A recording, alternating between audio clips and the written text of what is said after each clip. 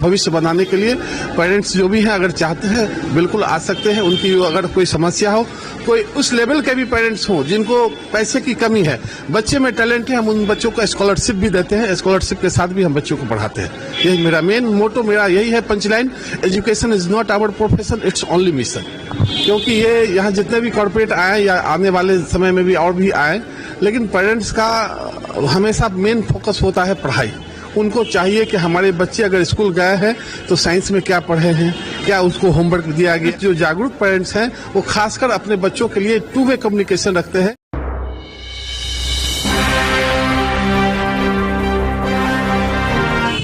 नमस्कार, बिहार मिथिला न्यूज में आपका स्वागत है। मैं हूं मनोज।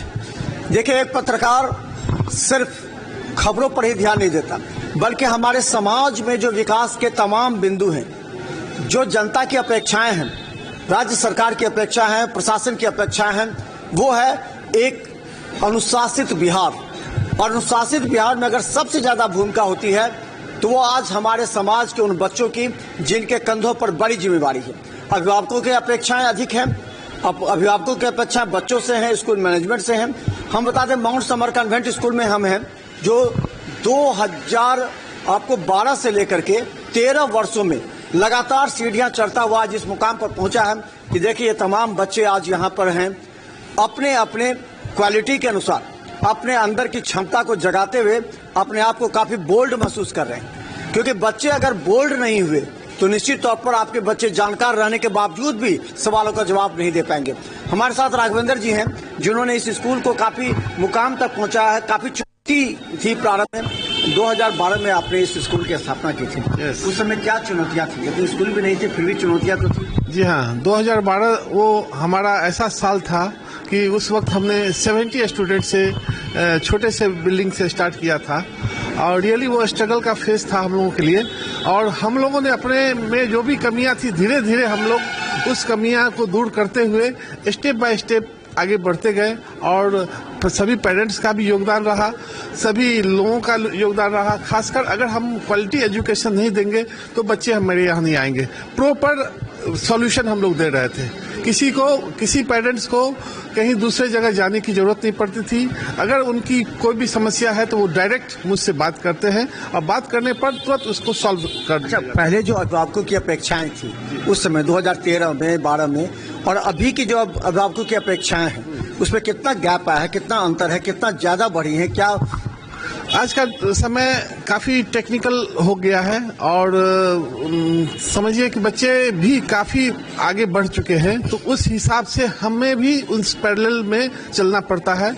और आज के डेट में बच्चे का ये मेन मोटो होता है कि हम हर चीज ऑल अराउंड डेवलपमेंट में रहे, चाहे स्पोर्ट्स हो, चाहे अलग साइंटिफिक क्लासेज वगैरह हो या लैब्स वगैरह सब हो, तो वो लोग प्रॉपर करना चाहते हैं। उनकी भी इच्छा होती है कि हम इवन की सोसाइटी के लिए हमें खासकर देना पड़ता है कि बच्चों को समझाना पड़ता है कि अगर आप सोसाइटी में जो जरूरतमंद हैं, जिन बच्चों को अगर आप हम दिखाते हैं कि ये आज आप करेंगे तो कल का भविष्य आप है, तो वो सोसाइटी को देख करके सर्विंग का काम उनको सिखाते हैं, ह्यूमैनिटी उनको सिखाते हैं, जिससे वो आने वाले समय में आगे बढ़ते हुए हर काम को कर सकते हैं। पहले के सिलेबस जो 2013 में थे वो और अभी के जो सिलेबस है उसमें कितना अंतर आया है और बच्चे कितना अडॉप्ट कर पा रहे हैं उसको, या टीचर कितना उसको सही से समझा पा रहे हैं? हाँ, खासकर अभी एनईपी जो आया है, एनईपी के हिसाब से गवर्नमेंट भी चाहती है कि बच्चों को उस हिसाब से मेंटली प्रेशर नहीं दे। पढ़ाई को खासकर गवर्नमेंट का भी कहना है कि हम खेल खेल में ही उनको पढ़ावें, ज़्यादा प्रेशर नहीं दें। और जिससे क्या हो रहा है कि बच्चे में काफ़ी डेवलपमेंट भी हो रहा है। खासकर एकेडमिक के अलावा अगर अदर फील्ड में भी बच्चे अपना कैरियर बना रहे हैं, तो इसलिए हम तो कहेंगे कि अभी के समय और पहले के समय में काफ़ी अंतर है। अभी पढ़ाई एक दिया जा रहा है, सो बेसिकली नॉलेज दिया जा रहा है, जिससे बच्चे हर क्षेत्र में आगे बढ़ सकते हैं। ये उस समय भी चुनौतियां थी, उस समय अलग चुनौतियां थी आपकी, किस तरह स्कूल को एस्टैब्लिश करना है, किस तरह बच्चों को कन्विंस करना है, बच्चों को एजुकेशन है। अब की जो चुनौतियां हैं वो अलग हैं, क्योंकि प्रतिस्पर्धा के रूप में कई कॉर्पोरेट स्कूल आ गए हैं। जिन लोगों ने अपने बड़े बड़े बिल्डिंग, स्विमिंग पूल, अलग अलग तरह की बातों को लेकर के अभिभावकों का रुझान अपनी तरफ किया है, तो ये अलग चुनौती है कि उस हिसाब से किस तरह आप जो कंपैरेटिवली किस तरह आप बेटर एजुकेशन दें, क्वालिटी एजुकेशन दें और आधुनिक तकनीक पर आधार पर शिक्षा दें।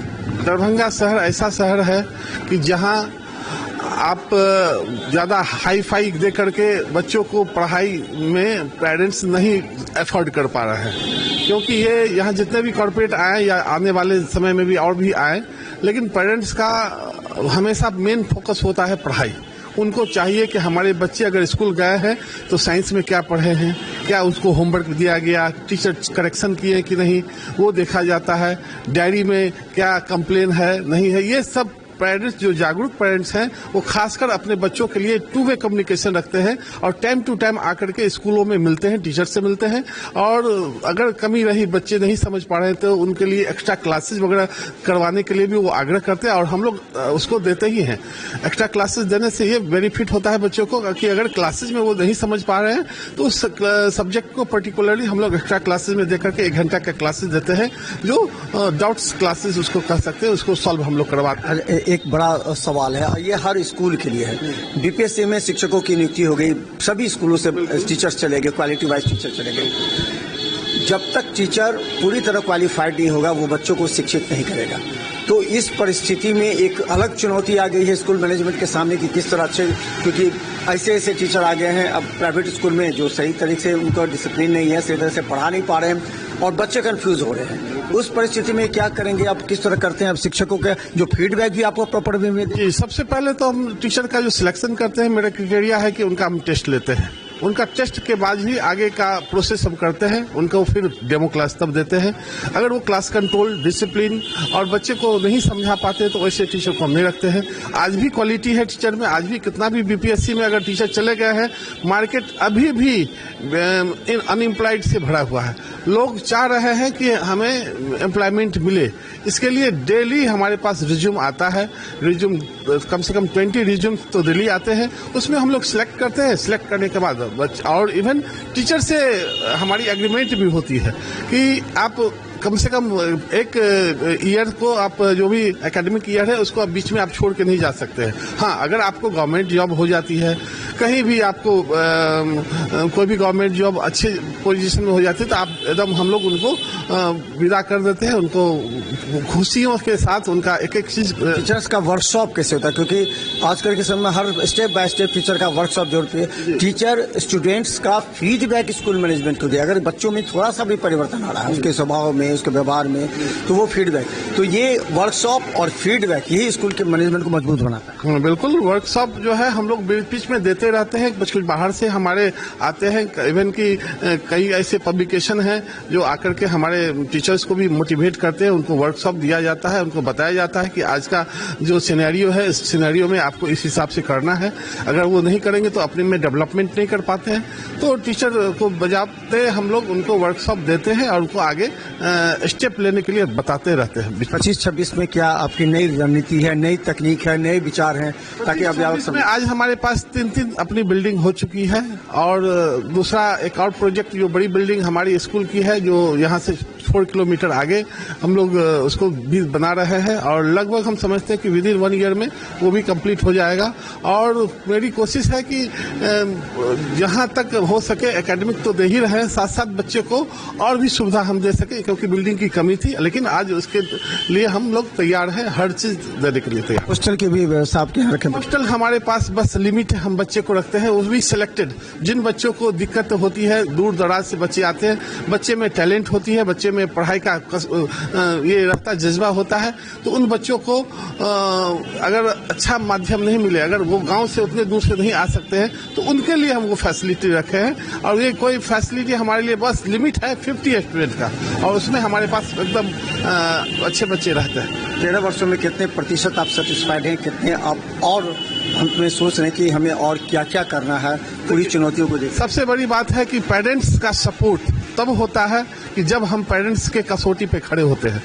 पेरेंट्स अगर एक कॉल भी करते हैं तो मेरी फ़ोन 24 आवर्स रहती है, उन्हें उसी वक्त सेटिस्फाइड कर देते हैं, उन्हें उसी वक्त उनका सॉल्यूशन कर देते हैं, जिसके वजह से उनका योगदान हमेशा हमें मिलता रहा है। जिला प्रशासन का योगदान मिलता रहा है, जितने भी जुडिशियरी सब है उन सबसे मिलता रहा है, क्योंकि हम लोग भी उन लोगों के सपोर्ट में खड़े होते हैं। और चाहे आज इंटर का एग्जामिनेशन हो, मैट्रिक का एग्जामिनेशन हो, हर चीज़ में हम लोग उनका भी साथ देते हैं। इसलिए आगे आने वाले समय में हम तो यही कहेंगे कि जो भी बच्चे हैं अपना अच्छा उज्जवल भविष्य बनाने के लिए पेरेंट्स जो भी हैं अगर चाहते हैं बिल्कुल आ सकते हैं। उनकी अगर कोई समस्या हो, कोई उस लेवल के भी पेरेंट्स हों जिनको पैसे की कमी है, बच्चे में टैलेंट है, हम उन बच्चों को स्कॉलरशिप भी देते हैं, स्कॉलरशिप के साथ भी हम बच्चों को पढ़ाते हैं। यही मेरा मेन मोटो मेरा यही है, punchline, education is not our profession, it's only mission. Bihar Mithila news YouTube में सब्सक्राइब कीजिए। GTPL, सिटी केबल और 10 चैनल पर हजारों लोग हमें हर घंटे ब्रेकिंग के साथ देख रहे हैं। धन्यवाद।